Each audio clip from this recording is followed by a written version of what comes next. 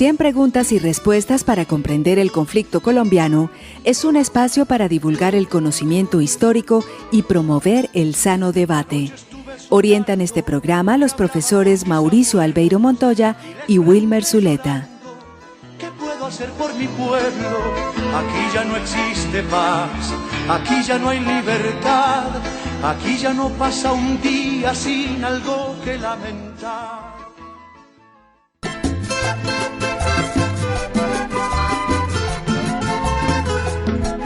La inocencia se la queman, junto con ella la paz. Venía desde bien atrás la llama de esa honda pena. Fue bautizado y su nombre fue Pedro Antonio Marín. Creciendo fuese y su nombre, la guerra no tenía fin. Bajito andaba el balín, le tocó coger el monte y se llamó desde entonces Manuel para combatir. Ahora Colombia se ha llenado de Manueles, por donde uno pasa se encuentra un Manuel. Ahora Colombia se ha llenado de Manueles.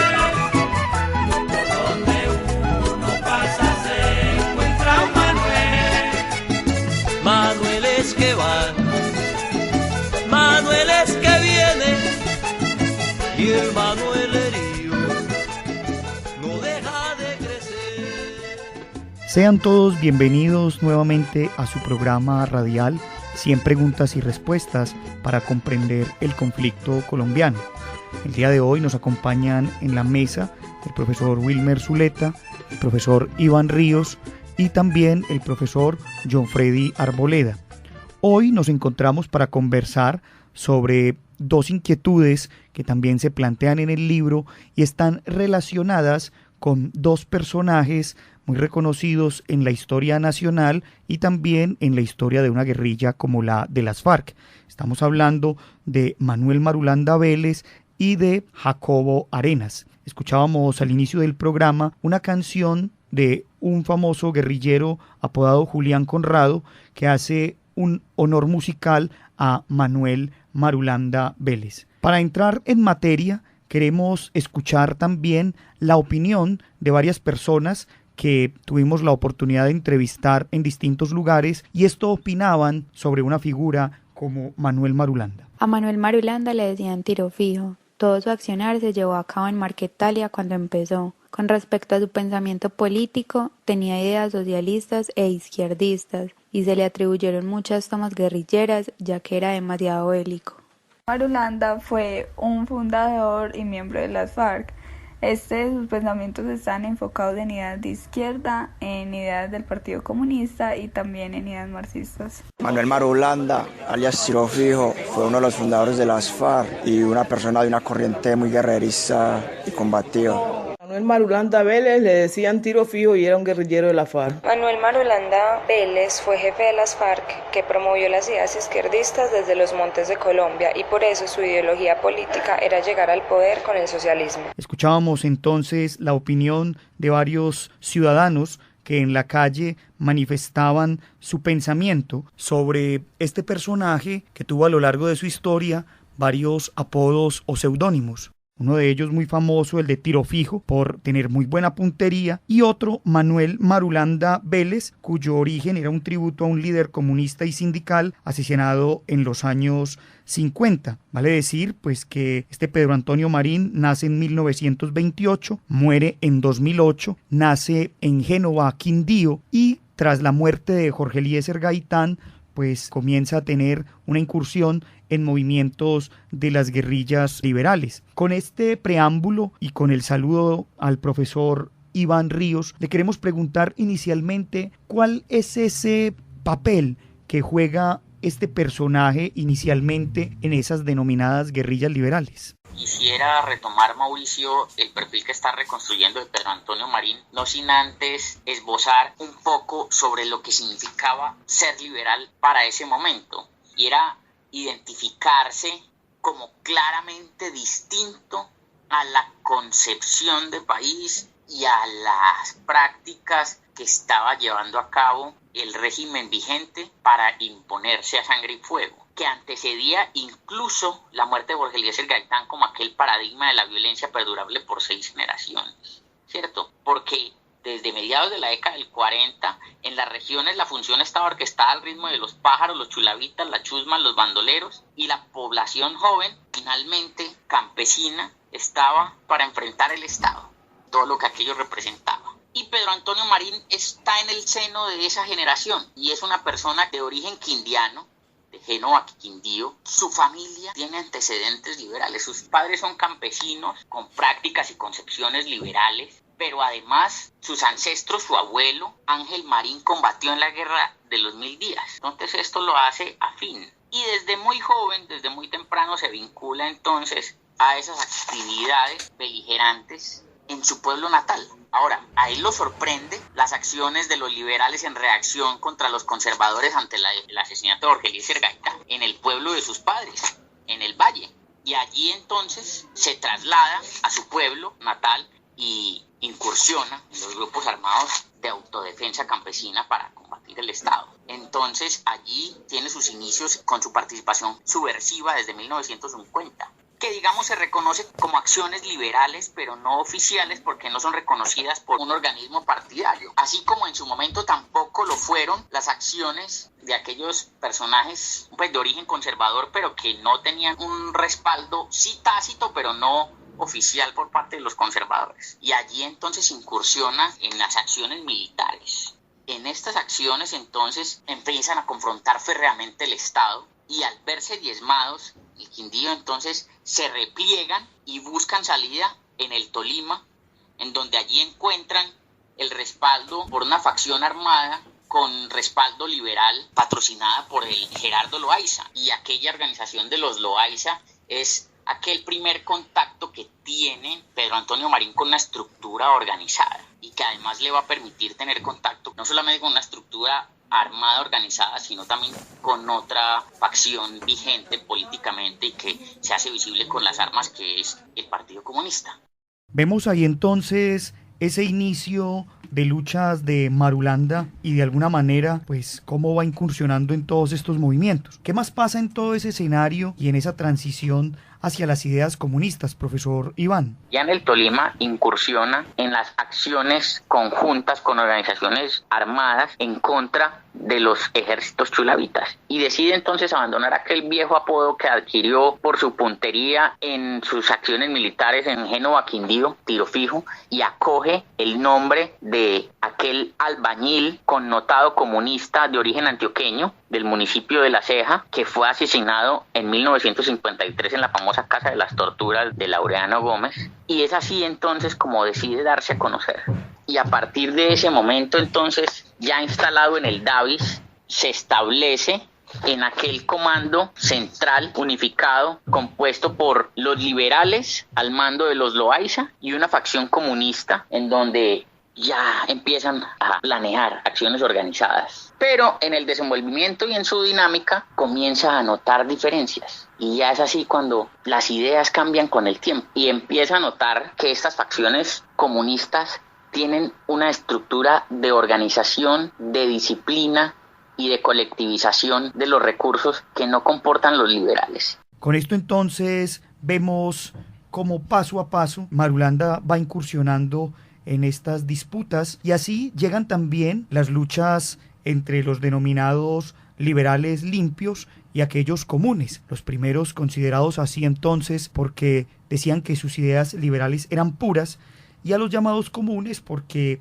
estaban relacionados con aquellas ideas comunistas.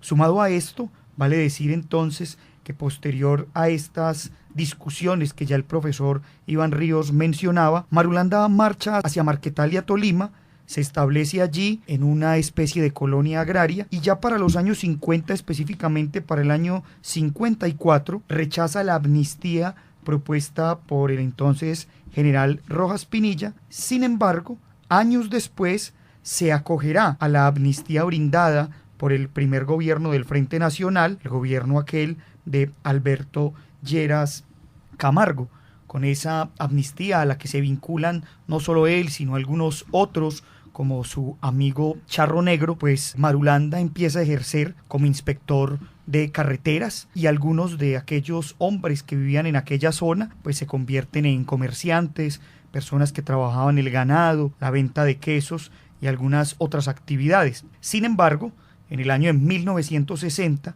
es asesinado Charro Negro a manos de un grupo llamado de los mariachistas, que eran seguidores de un tal personaje al que apodaban Mariachi, que decían pues que ya había pertenecido a esas guerrillas liberales en un momento y ahora pertenecía a esos llamados limpios, que junto con las fuerzas estatales y algunas, como los pájaros y los chulavitas, pues empezaron a hacerle la vida imposible a estos colonos agrarios que vivían en estos territorios. Dadas estas circunstancias, entonces, Marulanda retoma las armas y posteriormente marcha hacia Río Chiquito después de los bombardeos que realizaba Marquetalia el gobierno de Guillermo León Valencia, tema del que ya habíamos hablado aquí en otro programa anterior. Vamos entonces a escuchar desde Río Chiquito un audio en el que Marulanda ya habla sobre el proyecto político de este movimiento armado que empieza a gestarse allí y que en ese famoso documental realizado por un par de franceses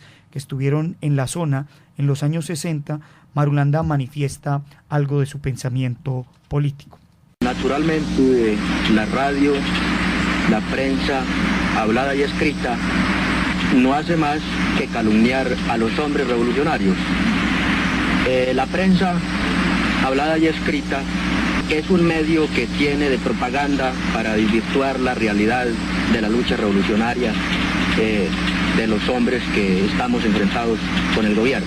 En 1962, el gobierno agredió nuevamente la región de Marquetalia mediante la resistencia de los campesinos y una gran solidaridad promovida por el partido en las ciudades. Se logró que las fuerzas oficiales desocuparan la región. En 1964 vuelve el gobierno a desatar una persecución con un total de 16.000 hombres para aniquilar totalmente la organización que allí se encontraba. Pero encontró nuevamente con la resistencia de los campesinos y mientras de aniquilarlo, el movimiento se ha extendido, se ha fortalecido aún más todavía, puesto que en junio de 1964 entonces ya creamos un programa en el que se dio a conocer a toda la opinión pública y al que se han adherido otra cantidad de movimientos revolucionarios y están de acuerdo y seguimos luchando por ese programa, todos en conjunto. Con esto entonces vemos las transiciones que tiene este personaje y damos entrada ya un poco a esa época de los años 70, 80, donde ya habíamos también hablado aquí en este programa de cómo las FARC realizan distintas acciones a lo largo del país. Con la bienvenida al profesor Wilmer, queremos preguntarle un poco sobre ese papel que juega Marulanda en esos primeros diálogos oficiales que tiene las FARC con el gobierno de Belisario Betancur. Es muy importante acá el papel de Manuel Marulanda Vélez porque se pretendía un cese bilateral al fuego, eso se estableció, y luego también tratar de darle una participación política a los de las FARC en caso de ser desmovilizados, y aquí nace la Unión Patriótica, y también se buscaba la elección popular de alcaldes, algo que se logró luego, y a su vez invitar a otras guerrillas a que se unieran a los acuerdos. Esto dio origen también a lo que se llamó la Coordinadora Guerrillera Simón Bolívar, que también se formó en el año de 1984. Con eso entonces vamos viendo un poco el papel que en estos diálogos empieza a jugar Marulanda y lo que podríamos llamar el secretariado, y de alguna manera pues tenemos que decir que esos diálogos fracasan, no alcanzan el objetivo. Ya por aquella época también los líderes de las FARC, entre ellos también Jacobo Arenas, del que hablaremos en unos momentos, pues promovían la idea de una Asamblea Nacional Constituyente, y vemos entonces que ya entrados los años 90 se bombardea Casa Verde y vuelven a difuminarse a dispersarse los líderes de la guerrilla y tendríamos que esperar entonces hasta los años 90 con la entrada del presidente Andrés Pastrana para que otra vez Manuel Marulanda se hiciera protagonista y apareciera nuevamente en esos diálogos. Wilmer, ¿qué podemos decir de ese Marulanda ya de los diálogos del Caguán, es decir, de 1998? Estamos hablando que han pasado casi 13, 14 años. ¿Qué ha cambiado en ese Marulanda para esos nuevos diálogos que propone ahora el gobierno de Andrés Pastrana? Es un Marulanda más escéptico, dado el genocidio cometido en contra de la Unión Patriótica, y también es un Marulanda que es más crítico con el sistema económico dominante, con el neoliberalismo. Se mantiene su negación de las FARC como grupo financiado con narcotráfico y también se mantiene su posición marxista-leninista, pero ya hace un énfasis más en que las FARC es una guerrilla bolivariana, ya no tanto marxista-leninista como en décadas pasadas. Y también es un Marulanda que ya tiene unas nuevas condiciones, sobre todo en el tema del despeje respecto al gobierno de Andrés Pastrana. Y por eso este acuerdo del Caguán se retrasa un poco más y también se fracturó porque los grupos paramilitares se opusieron más a este proceso y también los grupos paramilitares estaban ya unificados con lo que se llamaba las Autodefensas Unidas de Colombia, de Carlos Castaño. No podemos olvidar aquí que ya en ese primer encuentro que habría los diálogos del Caguán aparece esa imagen icónica de la silla vacía, donde Marulanda no llega a ese primer encuentro. El presidente Andrés Pastrana queda solo en la inauguración y muchos medios de comunicación y muchos también analistas políticos dijeron que era un fracaso anunciado desde los inicios. Profesor Wilmer, ¿cómo termina la vida de Manuel Marulanda en estos avatares de su lucha guerrillera que lo terminan convirtiendo ya en el año 2008 con su muerte en el guerrillero más viejo de América Latina y del mundo? Termina con un desencantamiento por el fracaso en el Caguán y también con una ratificación de lo que fue la lucha armada durante toda su existencia, porque murió precisamente en el segundo gobierno de Álvaro Uribe. Uribe intentó a través de Angelino Garzón acercarse a las FARC, pero esta vez las FARC se negó, no confiaban en Uribe y luego Uribe lo negó cuando llegó el proceso de Santos y se volvió el principal opositor. Marulanda Vélez muere, según lo que dicen las fuentes, por muerte natural. Sin embargo, no fue hasta la muerte de él hasta que se pudo tener otro acercamiento con la guerrilla, porque Marulanda representaba la parte más militar al lado del Mono Jojoy,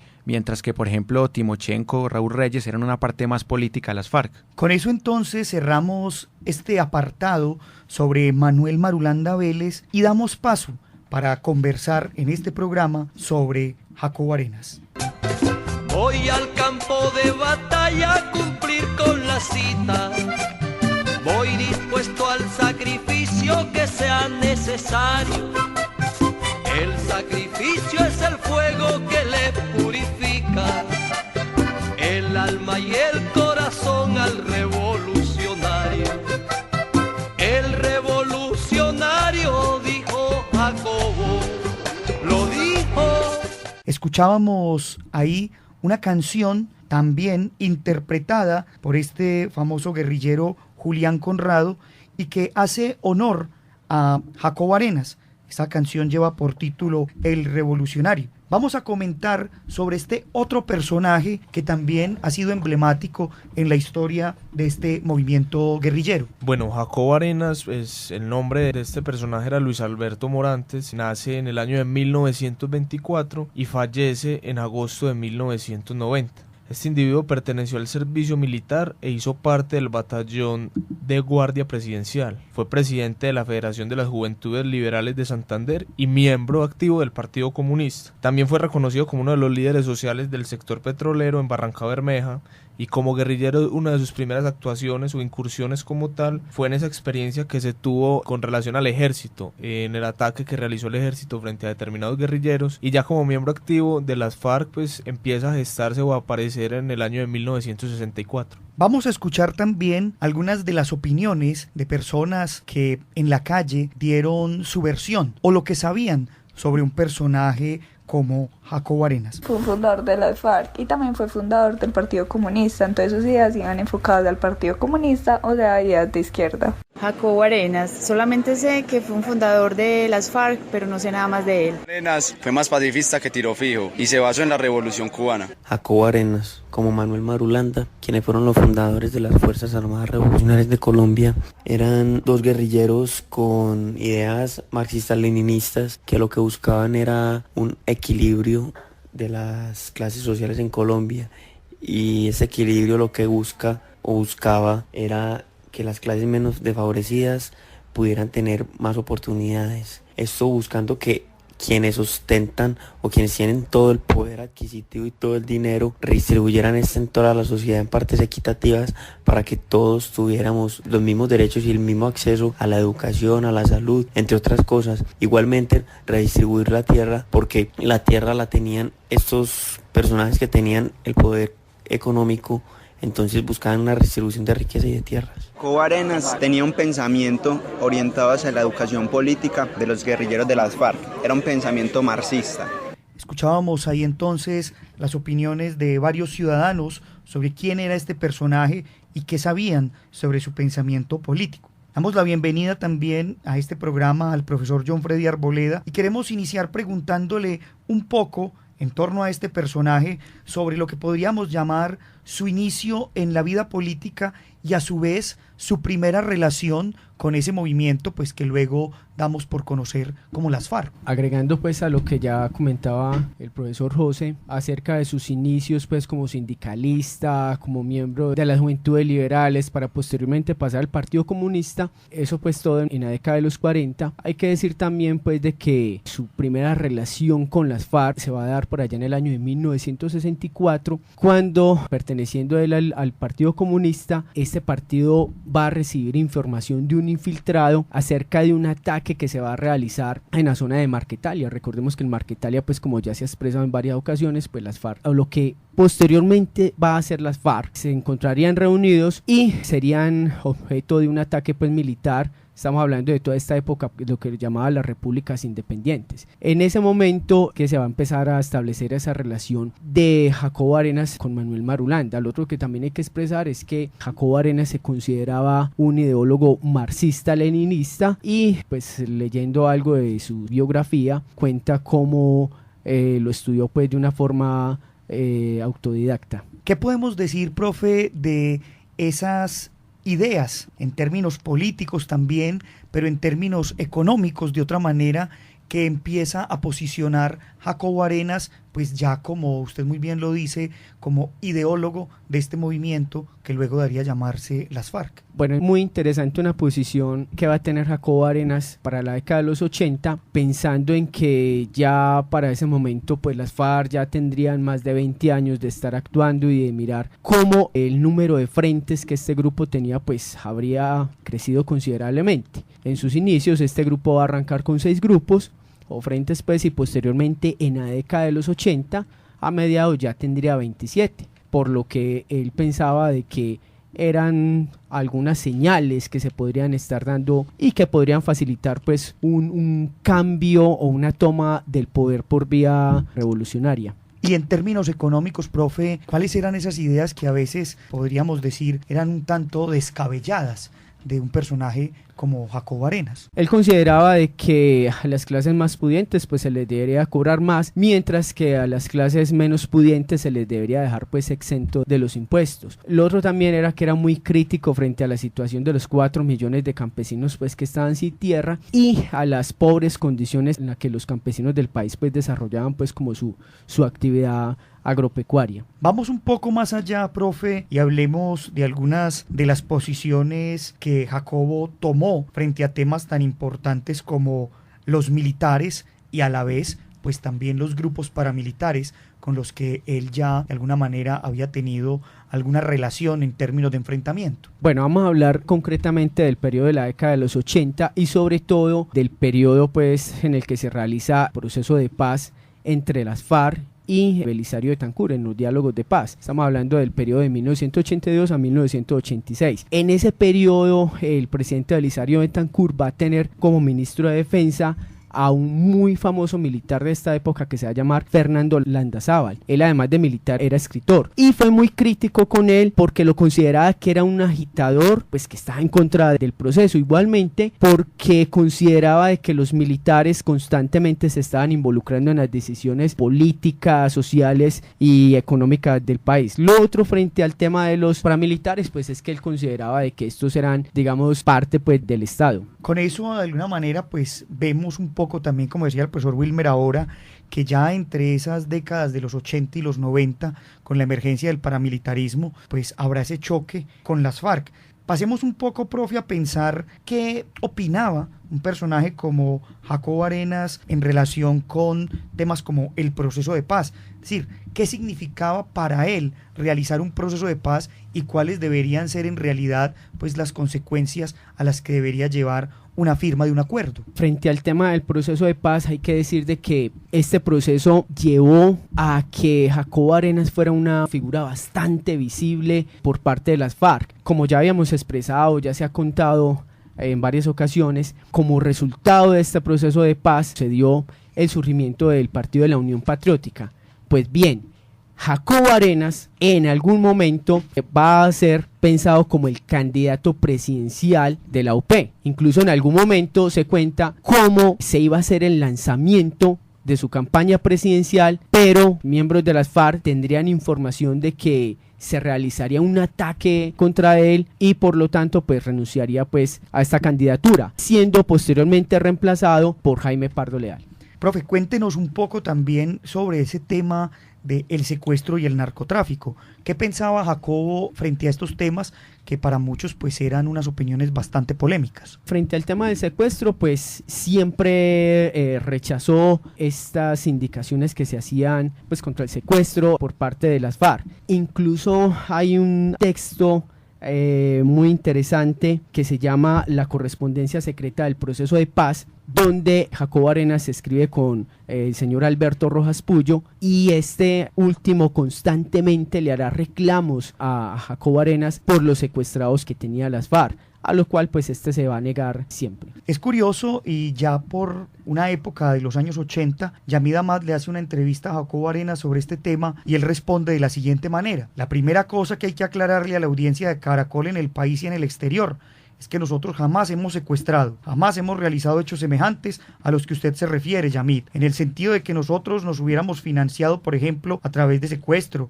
boleteo. Eso no es cierto. Nosotros tenemos fuentes financieras desde hace mucho tiempo, nos hemos creado la manera de sostener el movimiento y no hemos caído en situaciones de secuestro. Profe, y en ese tema decíamos ahora del narcotráfico, ¿qué podemos ahí mencionar en torno a la visión de un personaje como Jacobo? Sí, Jacobo Arenas consideraba que este tema era una farsa inventada pues por la CIA, y lo otro era que de todas maneras pues él consideraba que, digamos, en las condiciones de las que hace algún momento pues hablamos, en las que se encontraban los campesinos, pues casi que era una opción el tema el de los cultivos ilícitos, porque él decía pues que mientras por un cultivo normal generaba una determinada cantidad de ingreso, pues por los cultivos ilícitos se generaba una mayor ganancia, pero con una condición, y de que esas ganancias se deberían de invertir por parte de los campesinos en las mejoras de sus casas, de sus fincas y de sus lugares de trabajo. Vamos a escuchar las palabras de Jacobo Arenas, primero en un discurso dirigido a la tropa y en un segundo momento en una entrevista en la que habla de lo que para él significa una Asamblea Nacional Constituyente. Los verdaderos revolucionarios hacemos el compromiso de vanguardiar las luchas de nuestra clase y las luchas de nuestro pueblo, para que sea esa clase y ese pueblo en que en determinadas circunstancias, independientemente del tiempo, un día asuman el poder. Pero ellas, no los individuos. Por eso los que hacemos ese planteamiento, que tenemos 25, 26, 30, 50 años y no nos cansamos de la lucha, porque estamos cumpliendo la función del revolucionario, que es el de defender una causa, que es la causa de nuestro pueblo. Los otros piensan distinto y por eso se cansan de la lucha y con relativa facilidad caen envueltos en las promesas del gobierno, que puede que los vuelvan gobierno por un tiempo y después los sacan a patadas cuando la oligarquía considere que ya no les son útiles, como ha acontecido siempre. Están tan emocionadas con la idea de una Asamblea Nacional Constituyente. La primera cosa es porque su convocatoria representa un gesto democrático y por eso la apoyamos y comenzamos a votar ya. Fundamentalmente es un problema de democracia. En Colombia no hay democracia. ¿Quiénes harían parte de esa Asamblea Constituyente según la propuesta de las FARC? Las Fuerzas Armadas oficiales, los alzados, los militares retirados, el movimiento sindical, el movimiento comunal, todas aquellas organizaciones de carácter estable, no las transitorias. ¿Como cuáles transitorias? Pongamos por caso como los paramilitares. Eso no puede prolongarse en la historia de Colombia, a menos que se hunda definitivamente la sociedad colombiana. ¿Usted cree que los paramilitares son fuerzas transitorias cuando tienen dominados militarmente territorios hace 5 o 6 años? Son hijas putativas del militarismo, transitorio, porque algún día volverá la democracia en Colombia.